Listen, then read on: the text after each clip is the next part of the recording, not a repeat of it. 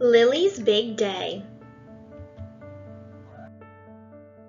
Written and illustrated by Kevin Henkes. One day, Lily's teacher, Mr. Slinger, announced to the class that he was going to marry Mrs. Shotwell, the school nurse. Lily's heart leapt. She had always wanted to be a flower girl. "It will be the biggest day of my life," said Mr. Slinger. "Mine too," whispered Lily. At home in her room, Lily practiced being a flower girl. First, she changed into something more appropriate. Then she held her head high and smiled brightly and raised her eyebrows and turned her head from side to side and carried her hands proudly in front of her and hummed "Here Comes the Bride" and walked the length of her room very, very slowly, back and forth, back and forth, back and forth. "It will be the biggest day of my life," said Lily. "Who are you pretending to be tonight?" asked Lily's mother at dinner. "I'm not pretending," said Lily. "I'm a flower girl." "Who's getting married?" asked her father. "Mr. Slinger," said Lily. "Really?" said her mother. "Really?" said her father. "Really?" said Lily. "He's going to marry Miss Shotwell, he told us today, and I'm going to be the flower girl." "Are you?" asked her father. "Did Mr. Slinger ask you?" said her mother. "Not yet," said Lily. At bedtime, Lily's mother said, "Lily, there are so many students in your class. Mr. Slinger couldn't possibly pick just one to be a flower girl." Her father said, "It wouldn't be fair." "He probably has a niece," said her mother. "Maybe Aunt Mona will get married someday," said her father. "Do you understand what we're trying to say?" asked her mother. Lily nodded. "Are you sure?" asked her father. Lily nodded again. After her parents left her room, Lily said, "I understand that I'm going to be a flower girl." The next day at school, during sharing time, Lily said, "I've always wanted to be a flower girl, even more than a surgeon or a diva or a hairdresser."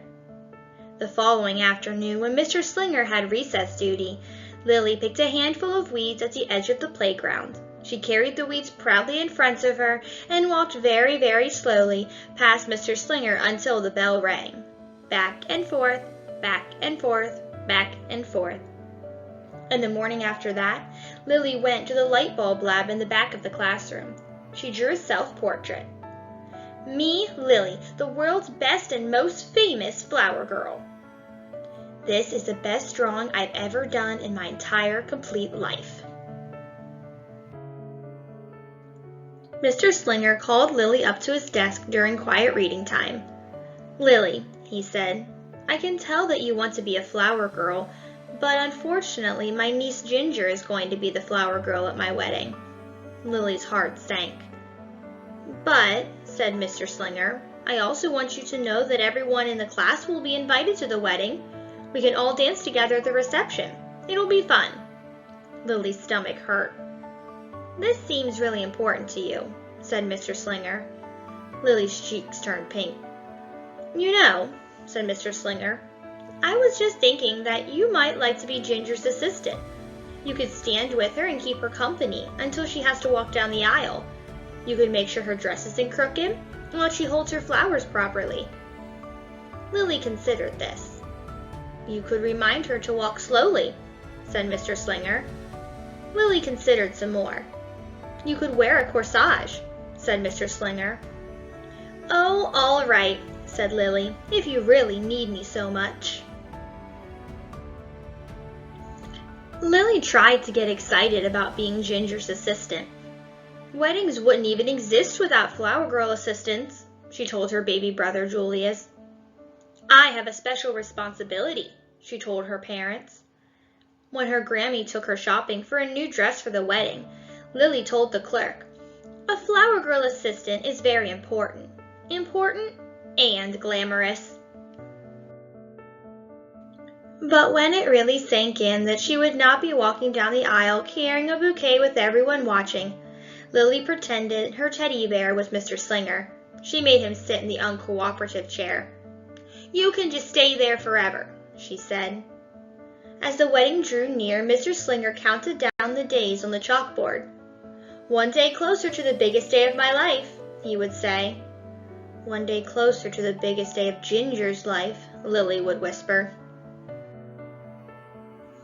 And still at home in her room, Lily practiced. She held her head high and smiled brightly, and raised her eyebrows, and turned her head from side to side, and carried her hands proudly in front of her, and hummed "Here Comes the Bride," and walked the length of her room very, very slowly, back and forth, back and forth, back and forth. The day of the wedding finally arrived. Lily hoped and hoped that Ginger would have pink eye or a bad fever and not show up. But she was there, and she was all ready. Her dress was straight. She held her flowers properly. "Are you sure you want to do this?" said Lily. "Yes," said Ginger. "Are you sure you're sure?" "Yes." "Are you really sure you're sure?" Lily hoped and hoped that Ginger would change her mind, but she didn't. It was time for the ceremony to begin. The music swelled. Everyone stood. The moment came for Ginger to walk down the aisle. Ginger didn't move. Mr. Slinger motioned her forward. "Go," said Lily. Ginger was frozen. "Now," said Lily.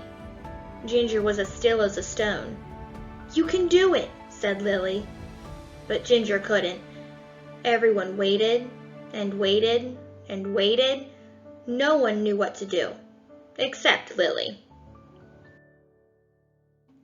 Lily scooped up Ginger and said, "Here we go." Then Lily walked very, very slowly down the aisle. She held her head high. She smiled brightly. She raised her eyebrows, and she turned her head from side to side, and she carried Ginger proudly in front of her. When she reached Mr. Slinger, everyone clapped. "I knew this would be the biggest day of my life," said Lily. Lily was so excited she barely noticed the rest of the ceremony. The reception was great fun. After the cake was served, Lily coached Ginger for the next time she would be a flower girl. "I won't be with you at every wedding," said Lily. "I won't be able to save you every time." Together they walked back and forth, back and forth, back and forth, very, very slowly. "Keep watching, keep watching." Soon they were dancing. And soon after that they were joined by Chester, Wilson, Victor, Julius, Mr. Slinger, Miss Shotwell, and many others. "It's an interpretive dance," said Mr. Slinger. "We're doing the Flower Girl," said Lily. Lily's family stayed at the reception until Lily was perfectly exhausted. "But there's something I have to do before we go," said Lily. She needed to find Ginger one last time. And when she did, she said, "Ginger, when I get married, you can be my flower girl."